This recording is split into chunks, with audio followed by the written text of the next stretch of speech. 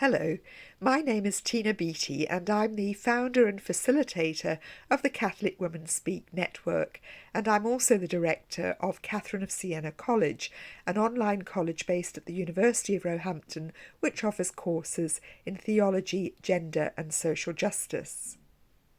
I'm delighted that you've joined us for these conversations with women from around the world about what it means to be a woman of faith in a time when we face unprecedented global challenges, struggles and opportunities.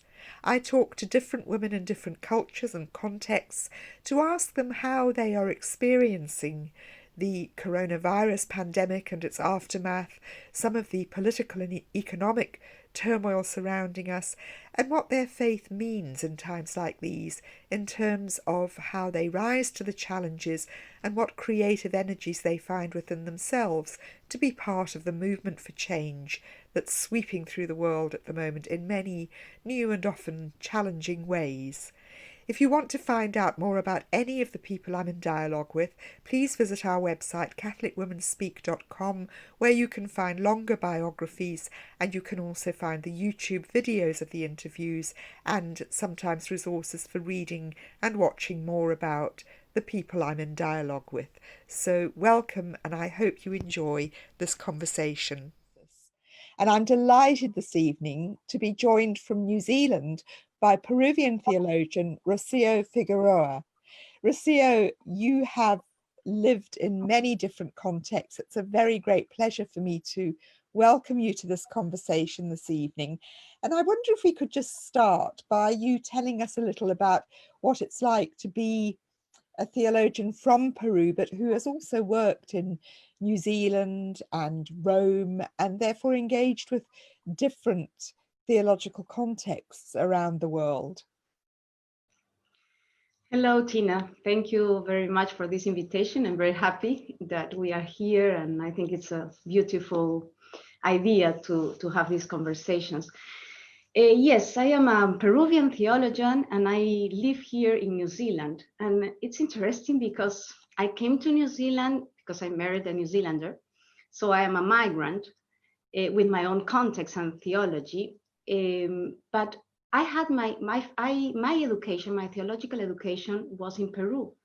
I began there my theological education, but it was very conservative group that I belong to a very conservative group. Peru is a very traditional society and also misogynist in those times. It was very patriarchal. It's a very patriarchal society. So I was like in a sect in one way, and I was unable to assimilate the external influences of, for example, the liberation theology that was very important in Peru. So I became out of place, in my own home. But when I moved to Rome to do my doctorate, it was very easy for me to adopt the Western way of doing theology, because of course it was like a continuity of that traditional way of doing theology. So, but at the same time, being in Rome and being in the Vatican, I was aware of the lack of women's participation within the church. And that began to be one of my big concerns, the lack of equality and the lack of participation of women within the church. And it is during my time in Rome also that I realized that I was also a victim of sexual abuse within the church. And I helped the victims to denounce their abuses. I realized how their voice were silenced. So effectively, I was influenced enormously in my way of doing theology. The fact that I realized and I reconciled my identity as a victim has helped me to theologize from the marginalized and unheard voices of victims of sexual abuse. So I changed my way of doing theology. So being reconciled with my identity as a victim, coming here to New Zealand, I went back to my roots, to my Latin American roots. So I feel like I am in like double out of place. So I am here as a Latin American doing theology, but I am out of place because I'm a migrant. At the same time, so it's interesting because I try to do Latin American theology not being in Peru. And I am in New Zealand trying to also understand New Zealand being a migrant. So I think there are many contexts, because I am a woman, I am a victim of sexual abuse, I am a migrant, I am from Latin America, I have lived in Peru, Mexico, Italy, New Zealand. So I think this gives me a very fluid perspective in my way of doing theology. And I think that now the important two important elements that I think that influence my way of doing theology from Latin America is the influence of two important elements: to be very aware of the sign of the times, and to put in the center the poor and the marginalized. So those are two elements that I think define a little bit my way of doing theology. There's so much, as you probably know, we limit ourselves to about half an hour maximum for these conversations. So let's see how much of that we can unpick in the time we have. One of the things I'm loving about doing these conversations is, on the one hand, a shared struggle with women in many different contexts about what it means to be a woman of faith in the Catholic Church today. But on the other hand, there is this sense of an enormous global community with all the fluidity and the kind of movement that you suggest, metaphorical and physical and real. But let's just start for now by what you said about you're doing liberation theology as a Peruvian in New Zealand. Now, of course, during the COVID-19 pandemic, we've all been following the story of New Zealand very closely and sharing, I think, in the sort of elation of New Zealand being free from the virus. And now, you know, the sad news that it's back again. But tell me, from the context you've described, what it means to be a woman theologian in that context in New Zealand, with your commitment to the poor and the marginalized. And how does that compare with stories you're hearing about the pandemic in Peru, about which I know nothing and maybe others don't know? We hear a lot about Brazil, but we don't hear so much about Peru. Tell us a bit about that. Yes, so it's really a paradox, because you see the difference between New Zealand. So here, actually, there are some cases now, but they just coming from the people who are coming back, New Zealanders that are coming back. So there is no community transmission. So really, we are in one way free in that sense. So it has been a blessing. New Zealand, the Prime Minister Jacinda Ardern responded quickly, fast, but it responded as Peru, because Peru also responded fast to put all the quarantine in place. But you see the difference, because why the quarantine in New Zealand worked and it didn't work in other countries. So I think here is very interesting. First of all, you have to say New Zealanders are very respectful people.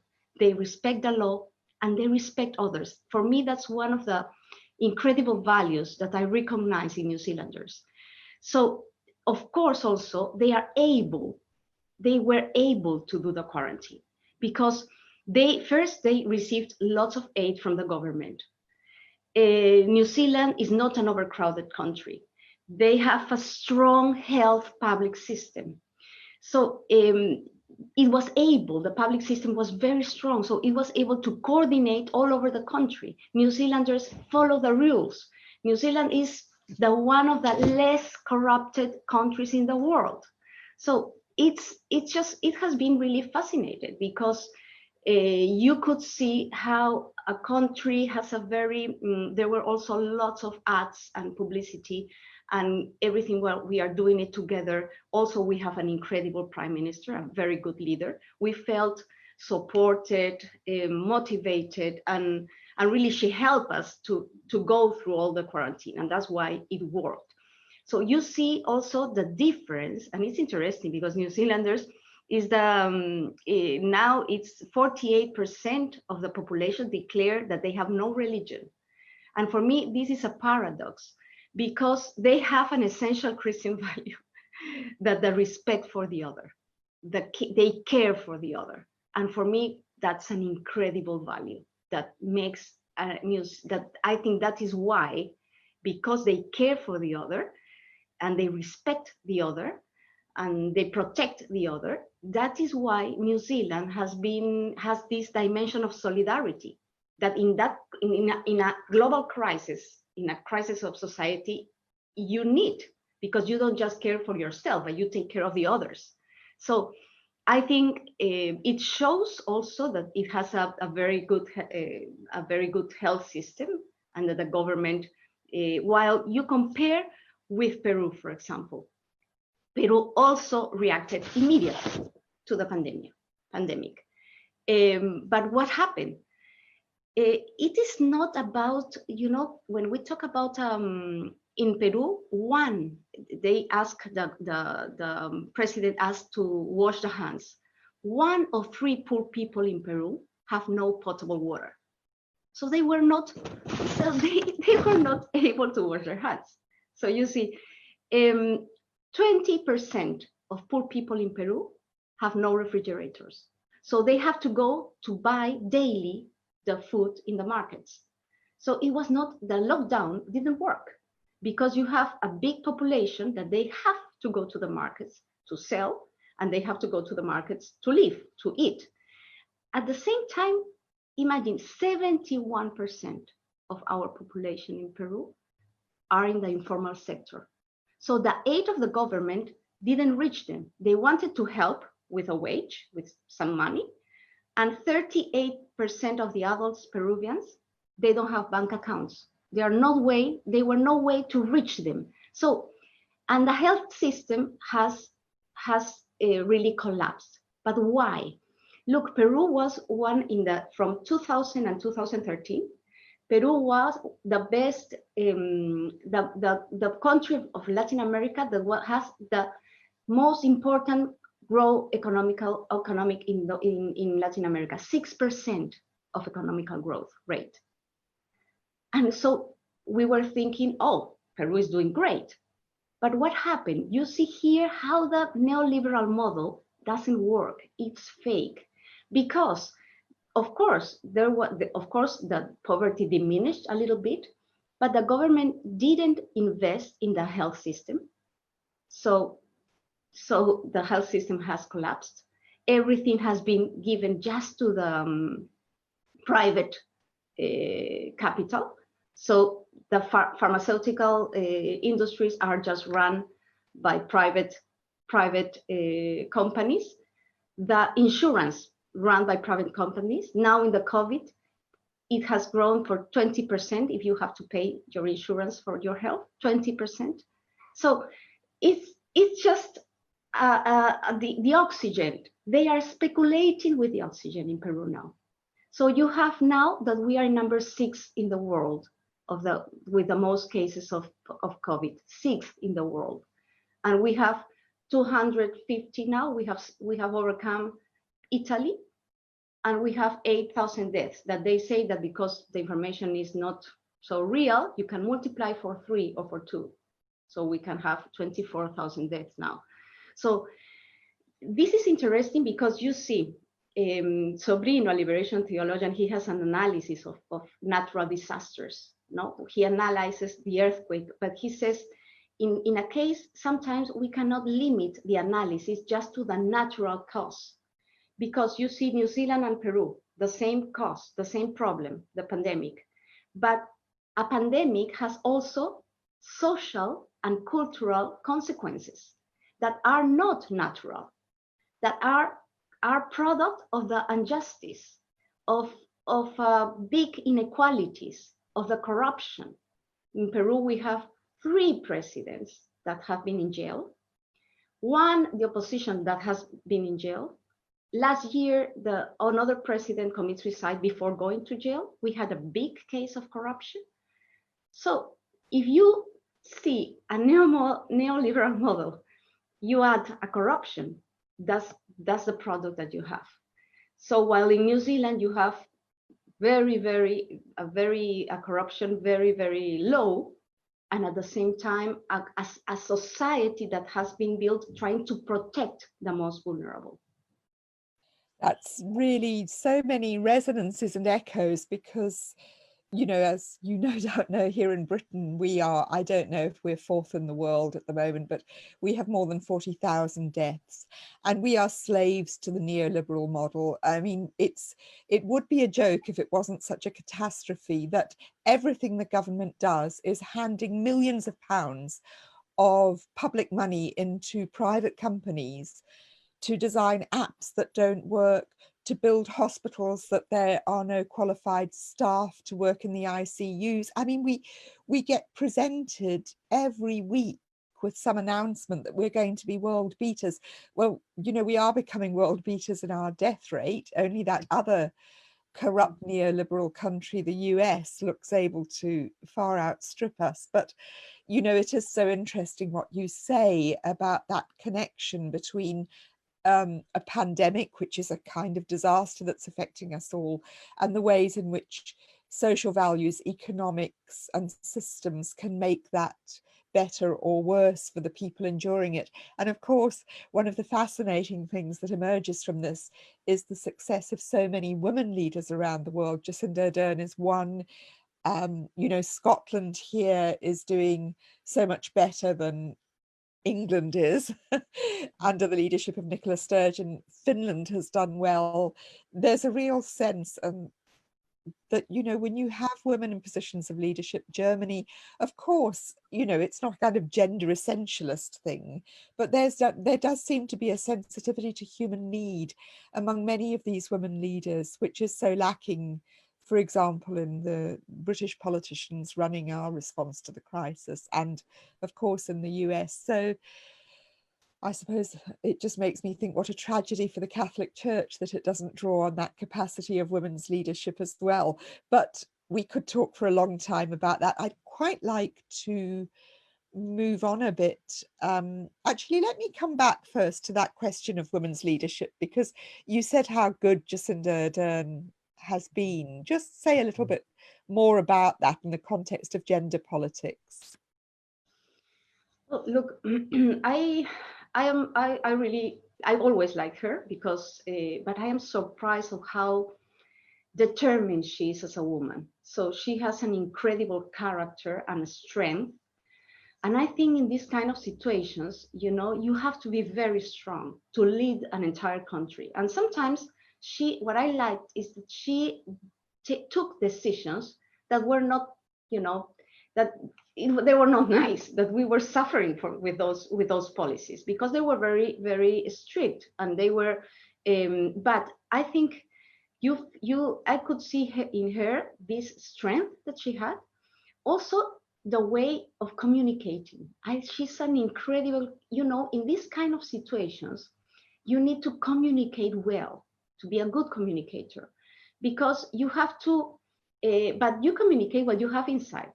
So what you are saying is that she really is someone that could communicate well because she's very focused, and she's very focused not in her own interests. Really, for me, I can say that she really is a person that that is worried about the people.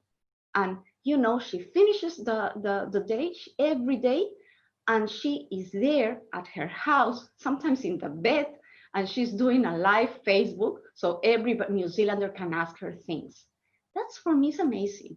You work, you work from 8 in the morning to 7, 8, lots of problems, and then you are at home, continue talking to New Zealanders. So also I like the fact that she's not, she's a woman in the midst of the people. Okay, she's not in some politicians, they like the power, and I can see in her that she really is the one who go to the market to do her shopping. You see her always doing the shopping. Sometimes there was a woman that haven't had money to finish their shopping, and she gave money to her to finish her shopping. And she's that type of person, that she has no help in her house, that she cooks, and she has a baby, and it's very nice because the man, her companion, is the one who takes care of the baby. So it's beautiful as a model of a modern family that is not, static in the roles. They are interchangeable, and you see this. And for example, no, that sensibility for everybody, for all the, she reacted incredible. She had a very tough time being a prime minister, because we had the terrorism attack in Christchurch that never happened here. We had also the volcano that exploded, that many people died. We had also, so we had the earthquake, and now we have the COVID. So really, she has been in several trials during her government. It's just incredible. And she has been responding with determination, strength, a good communication, and really focus on people. And that's why I think it's great. And that's why I think she really has done very well. Yeah, certainly we watch her from afar and those qualities shine through her, I think. We watched her laughing about being somewhere where an earthquake happened in a live interview a couple of weeks ago. I think she generates tremendous respect. Again, you've used that word, respect. I'm aware of time, and I would love to carry on talking about these questions of leadership, but let's move on now to talk about the very important research you do on issues of the sex abuse crisis. I know you've looked at young men in Peru, you've looked at nuns who have been sexually abused. You work very closely with David Toombs, whose job I actually took over from at Roehampton, the University of Roehampton in London, when I moved there in 2002. So it's lovely to see his name on your research and papers. But let's talk a bit about the sex abuse crisis in the context of your own motivation to do that, perhaps rooted in your experience of abuse and the research you're doing, and how you combine that with what I know is an active campaigning role for facing up to these issues and challenging the church to take them seriously. Mm-hmm. Well, of course, my motivation came because I myself, I am a victim of sexual abuse, but also because many of my friends, my very good friends, were abused. So really, I felt touched in all my community, my people, and I felt okay, what can I do? It's like I thought, okay, what means do I have? So the only means that I had was my theological formation, and I felt, responsible.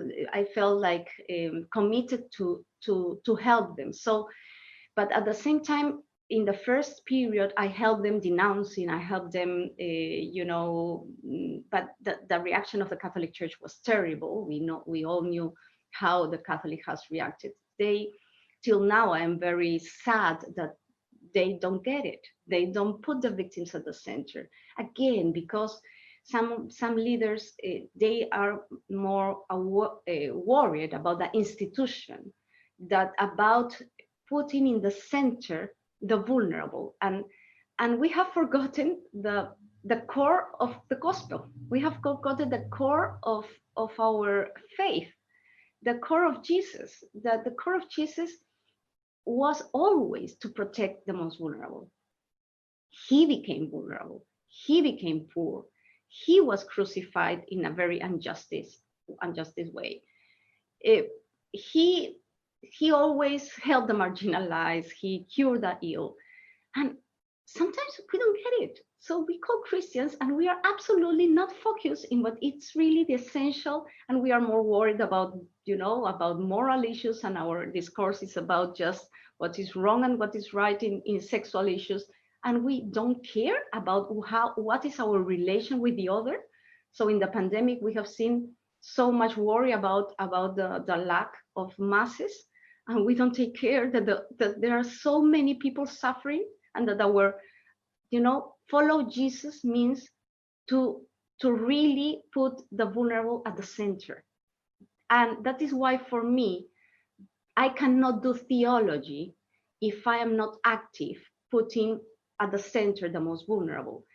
The liberation theology says something very nice. Gutierrez says, first comes discipleship, following Jesus, then you theologize. Because you cannot theologize if you really don't first follow Jesus. And that following Jesus means to put on the side of the most vulnerable. Okay, in my case, of course, being myself a victim and I was put in that situation. It's not something that I really searched for. I didn't want to do it, but I felt I had to do it.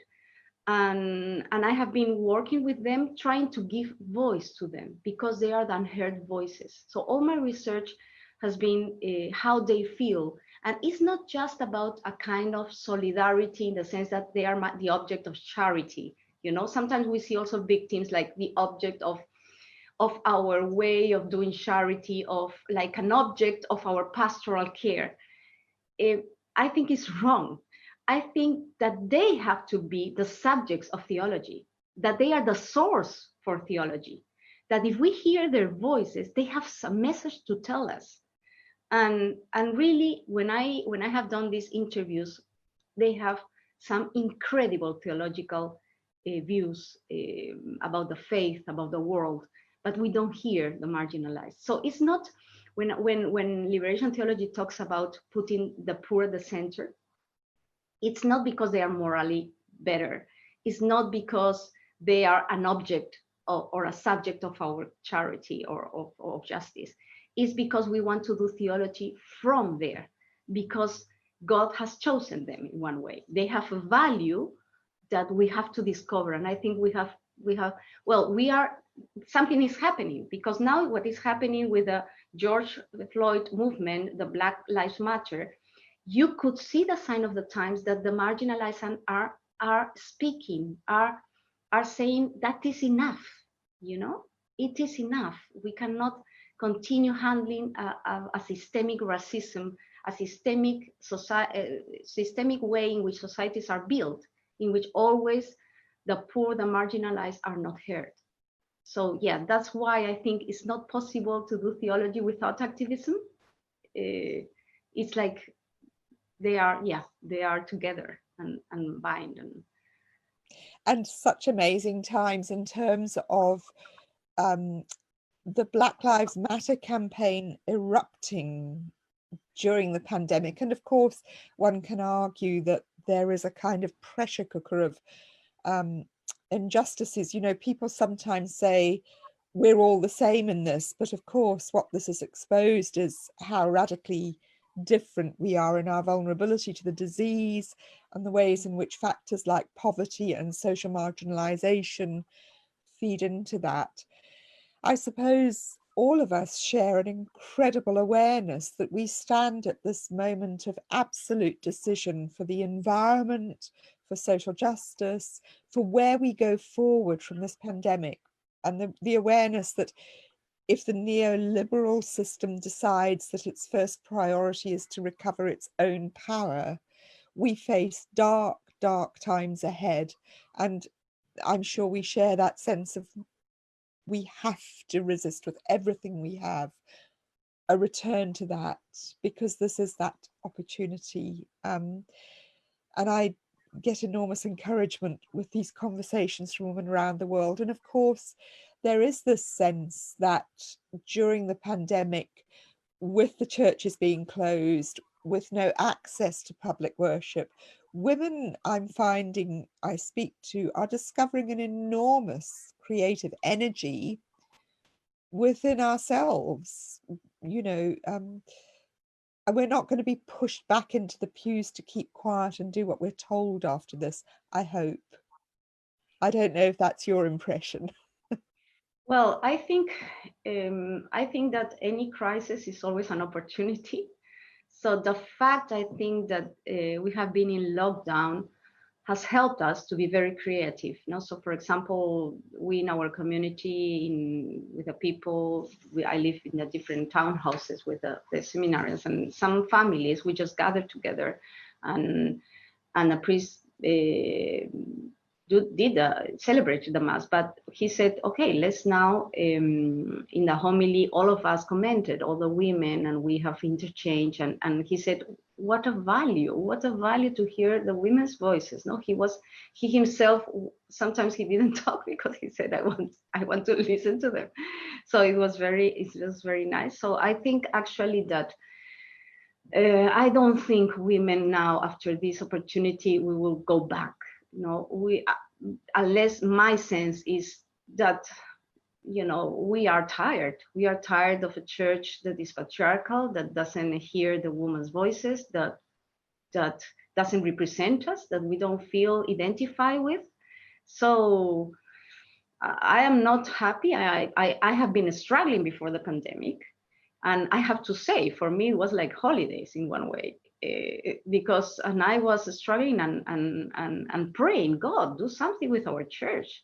Then the pandemic came. So I felt like, okay, this is like a way in which we can breathe and take energy for us women to be who we are. And I will not leave the church because it is my identity, it is my tradition. I really, but it doesn't, but the institution is not okay. It's not okay. So I think, okay, perhaps I will continue fighting till the end. I just think that's a lovely note to end on. And I think it's shared by many of us who see the faults, the problems, but we're staying in, we're not going anywhere, and we're fighting on together. Yeah. So thank you so much for sharing all that with us. It's been a great conversation. It's been live on Facebook.